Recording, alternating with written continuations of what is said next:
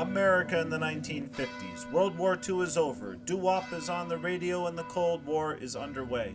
Paul Blanchett has a vision for America's future, something he called the social welfare state.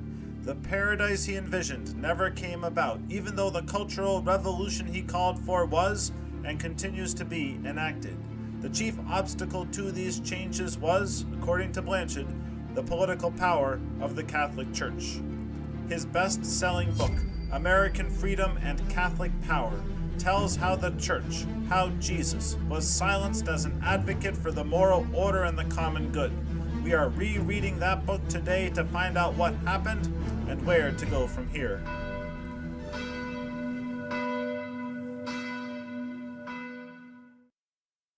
Those who have followed my analysis of the Catholic problem thus far will agree that it is already too late to solve the problem by passive measures.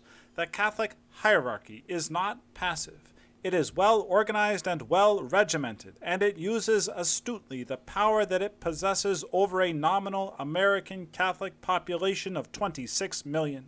It seeks to impose its own social, political, and cultural program upon the American community in the name of religion, although a large part of the program has no necessary connection with religion. It seems clear to me that there is no alternative for champions of traditional American democracy except to build a resistance movement designed to prevent the hierarchy from imposing its social policies upon our schools, our hospitals, our government, and family organization. It is scarcely necessary to say a resistance movement can have no place for bigots or for the enemies of the Catholic people, nor can it have any place for those who would curtail the rights of the Catholic Church as a religious institution. Its sole purpose should be to resist the anti-democratic social policies of the hierarchy and to fight against every intolerant and separatist or un-American feature of those policies. Where should such a resistance movement begin? I would not presume to answer that question if the answers were not more or less self-evident. I think it should not begin with any one class of people, with clergymen or the unchurched or businessmen.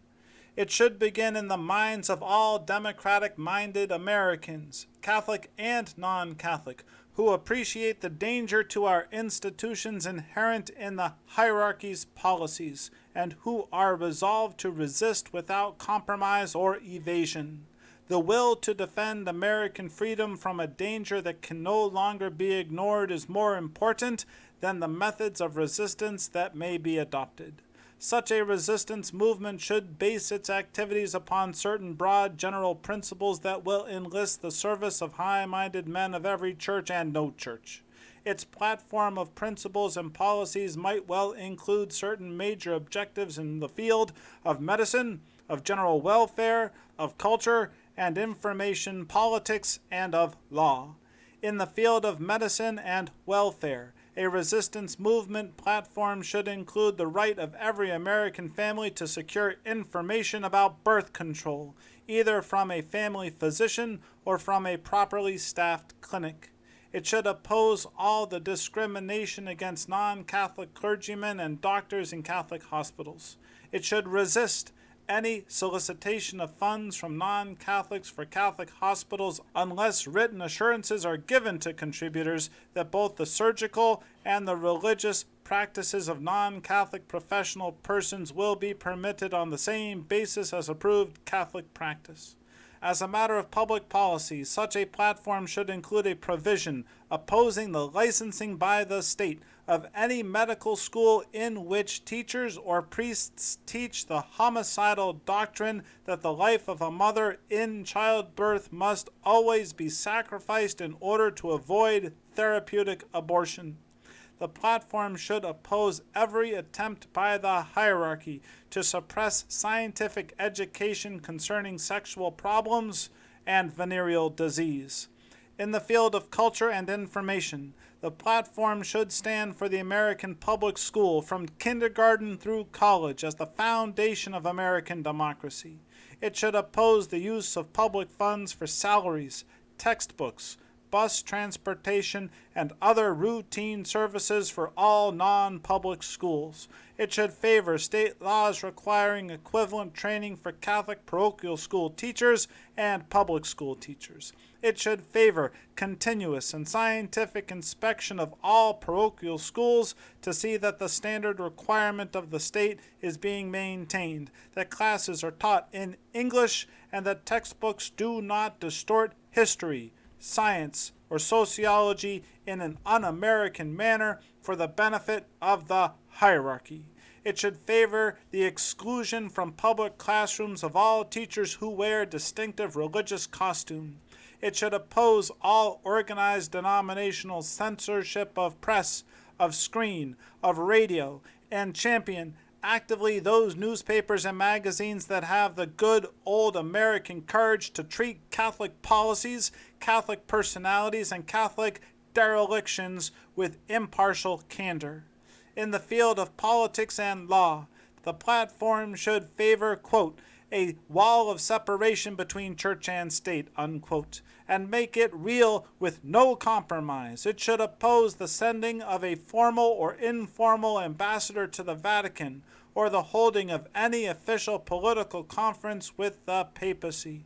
It should favor the registration of all Roman Catholic higher officials operating in the United States under the provision of the Foreign Agents Registration Law until such time as these higher officials are chosen by the Catholic people of the United States.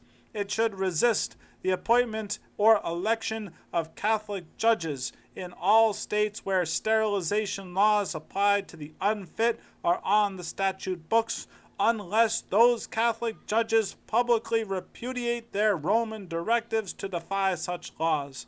It should favor the careful review of all tax-exempt real estate holdings of the Catholic bishops in the United States in order to make certain that only property used directly for religious, educational, or charitable purposes is exempt from taxation. Can a resistance movement with such a platform avoid narrow partisanship? Can it challenge the anti-democratic policies of the Catholic hierarchy without attacking the Catholic people? Can it discriminate between an enemy of Catholic freedom and the victims of that enemy? Frankly, I do not know. Inherent in every vital social movement are the forces that may pervert and destroy it. Even the most idealistic association of free people is subject to exploitation. Extremists often begin by opposing a man's ideas and end by hating the man himself. There is no doubt that any resistance movement against the policies of the Catholic hierarchy in this country would include some extremists of the type who have made anti-Catholicism a national disgrace in the past. The danger of such corruption and perversion by any resistance movement must be faced squarely by democratically minded Americans. In cities where ethnic and national distinctions coincide with religious divisions, it is almost inevitable that any defense against priestly policy will be treated by Catholics as a, quote, attack upon the Catholic community itself. The identification of honest criticism with religious bigotry is exactly what the Catholic hierarchy wants.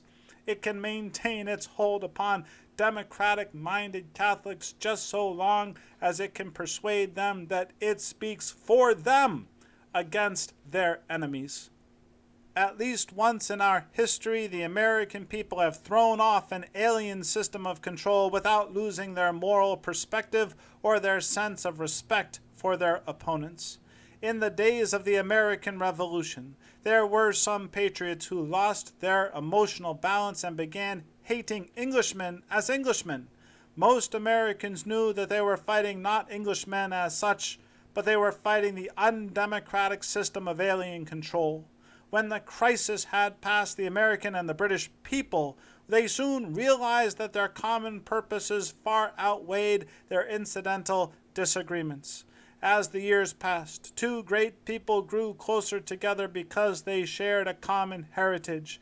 The analogy is not exact, but it contains a suggestion and a hope for the solution to the Catholic problem in the United States.